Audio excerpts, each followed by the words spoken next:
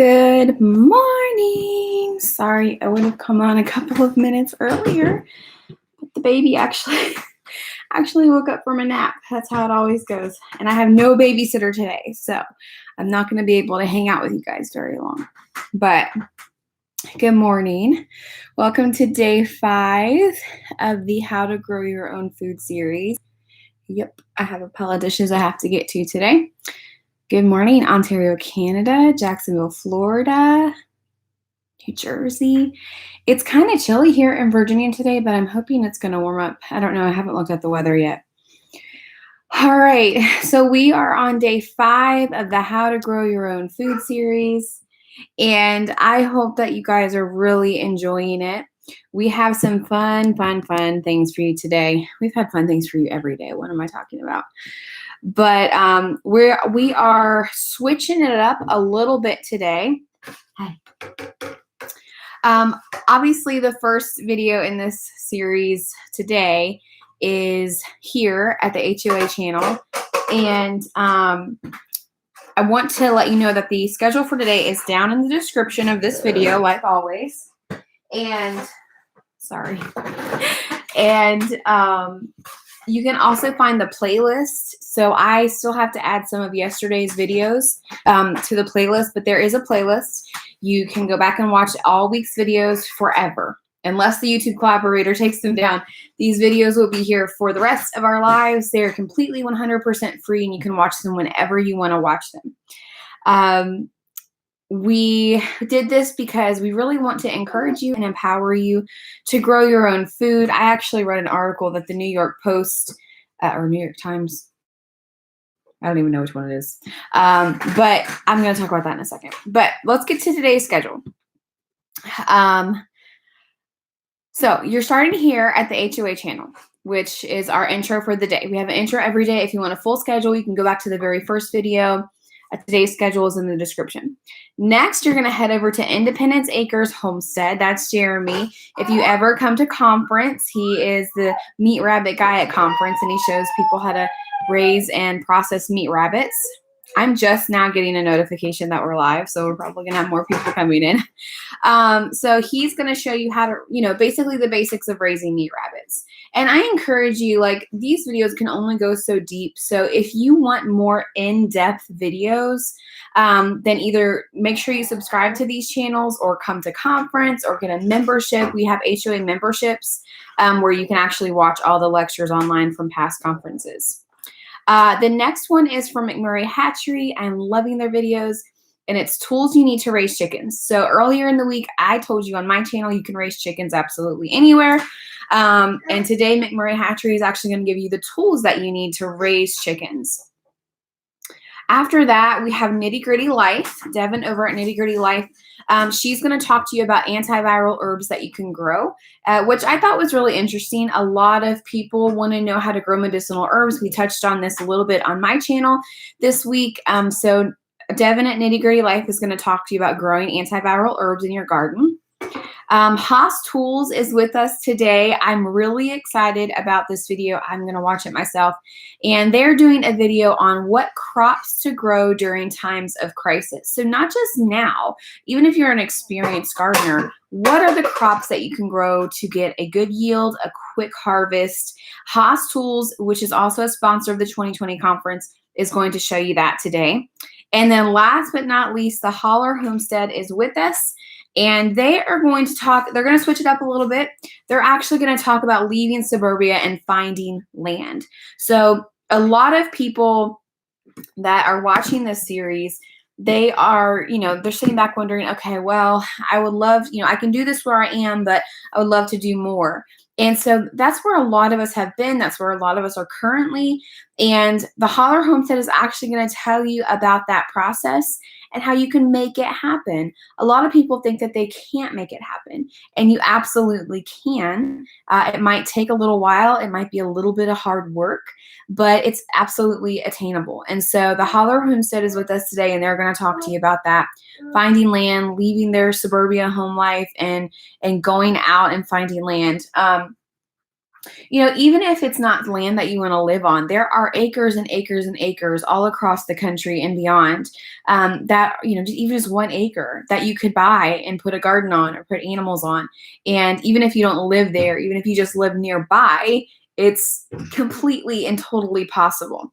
So make sure you check out the description in the below this video, and it has all of the information that you need.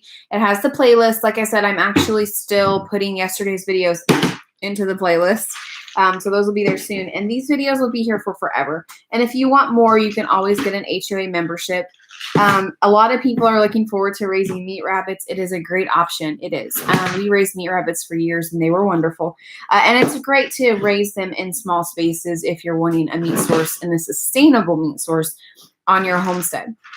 So back to what I was talking about earlier. So I was reading an article. Ginger from MCMURRAY Hatchery actually sent me an article that was shared. I think it was the New York Times that shared it, saying, victory gardens are coming back because of the virus and all of this stuff.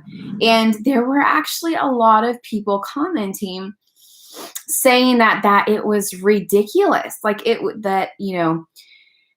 why? We've only had this here for 3 weeks. This is just stupid. I mean, people were really, really tearing the victory garden apart. And it was really interesting to me because I saw a lot of older people commenting back on these videos. A lot of these people were not videos, but on these comments, a lot of the people were saying, well, it's not attainable to be self-sustainable, and it's not possible to grow your own food. And I was like, what? Like, are these people legit? Are they serious? Like, it's not possible to grow your own food.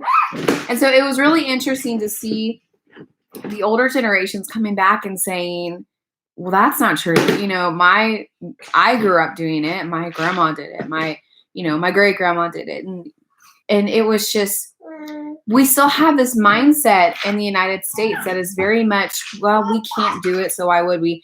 Or it's too hard to do it, so why would we? One person commented saying her grandma used to do it and it was such hard work, it didn't make a difference. They might have put up enough food to help them get through winter, but they always use the grocery store. And I'm just thinking, we didn't have grocery stores until, a certain time. And so what did they do before that? So I assure you, it's absolutely attainable. It's absolutely possible. Are you going to do it in the first year? Maybe not, but it's one step to get you there. And that's why we're here to help you and show you how to grow different things, different options, whether you just have a patio or a deck, or you have a 100-acre ranch, or you can borrow land from your grandma or something like that. We are here to help show you that it's absolutely possible. So that is all I have for you today. I would encourage you to continue sharing this series. Bless you. Goodness. I am continuously surprised by the amount of people that are just now finding the series with each new day. Broke Urban Farmer, I love your name. It says working closer to being independent each year, learn and grow. And it's true. Like, you could totally grow a massive garden this year and be almost self-sustainable, to your standards. Each person has a different level of what they think self-sustainability is. Or you could just grow something small and take baby steps to get there. So it's true. But you have to start somewhere, and starting now in a time like this, when you have a lot of time to do it, is a really great gift I think we've been given, and kind of an eye-opening experience to know that this is a possibility now in our world, in our society, that there could come a time when we even see something worse than this. In history, we see something and it's happened, which means now that that's happened, something worse could happen. So just think of that. Victory gardens aren't just cute little gardens for times of war. They're really a necessity And we've all forgotten this skill of gardening and raising our own animals for dairy or for meat. Or if you don't eat meat, that's fine too. We have a lot of people joining us for this series that don't even eat meat, and that's completely okay. A garden could self-sustain you in almost every way possible. Let's see. Christine says, my great aunt grew a large garden and raised meat rabbits in the San Francisco Bay Area. That's awesome. Jessica, she says she's so scared to get started. Failure is inevitable. You're going to kill something eventually, but don't fear it. Embrace it. Embrace the whole thing, because when we fail, we learn, and that means we're going to do even better next year. So true. Increasing each year. Last year was meat chickens, which I never would have thought to. Yeah. So you're growing, and you will continue to grow. A lot of people are saying, well, we're going to do this whole victory garden thing, and we're going to do the animals, and then people are just going to lose interest. And that could be the case. I think that a lot of people will lose interest, but we are hoping that that's not the case with our group of people that are joining us. Joshua says, where to get organic feed in Virginia other than Tractor Supply? So Joshua, there's actually a feed store, not a feed store. There's a feed company called New Country Organics, and they have organic feed, and there are co-ops. So there are like drop points. You can check them out, and they can explain it all on their website, or you can call them. But that's off the top of my head, the organic feed that I know about. We don't use organic feed. We use non-GMO feed, which is almost basically organic. They just don't have the organic label, but they raise their animals organically. From Sunrise Farms here in Virginia, which is actually the same chicken feed that Joel Salatin uses for all of his animals. And say hello. Everybody says you're so cute. Hi. And they also do co-op drops, so you could check them out too. We actually have a local farm where they drop the feed and we go pick it up, and it's just cheaper that way. We're going to do a video on that soon for the HOA channel about starting or becoming part of a co-op, feed co-op.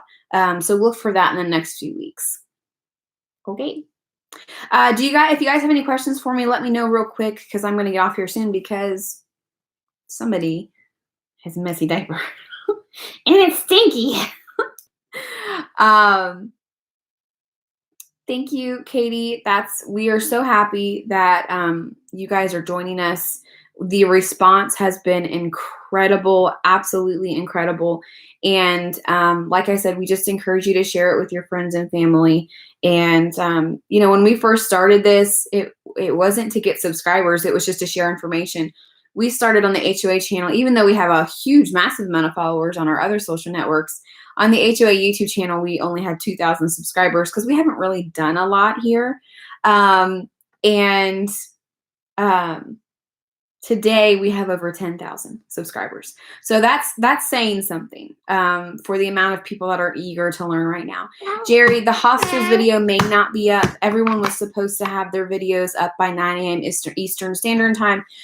But if they're in a different time zone, which I think that they are, I think they're an hour behind us. They might not upload for another hour or so. Turning lawns in their garden with limited yard space.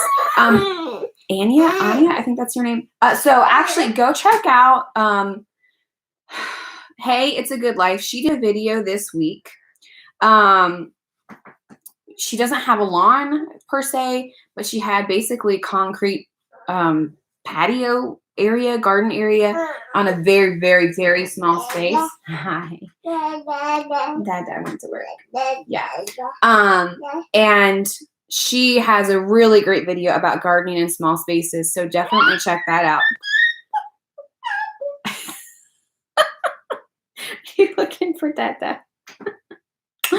All right, guys, that's it. If you have questions, you can leave them below.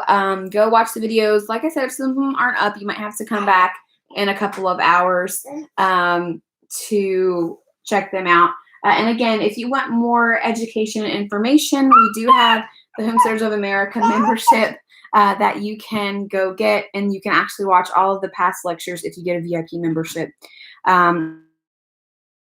Here, we really can't say. We don't think we're going to be affected by the virus, but we did send out an email on our e-newsletter And we did make a statement online saying that if we had to, we would go virtual with the conference this year so everybody could still enjoy it. Christine says, I'm doing this alone. My family doesn't share my passion. I'm having a hard time with setting up beds, fences, and just space. Christine, I get that. I do. A lot of women especially get that because their families are not involved and they don't want to be involved. But it's possible. My suggestion would be to try bartering. Bartering for services, bartering for materials, or finding someone local who does do it that can help you out. Community online is great, but local community is even better. We're big fans of local community. All right, guys. Well, have a great day. I can't stand this dirty diaper much longer. So we will talk to you again tomorrow. Bye. You say bye? Say bye.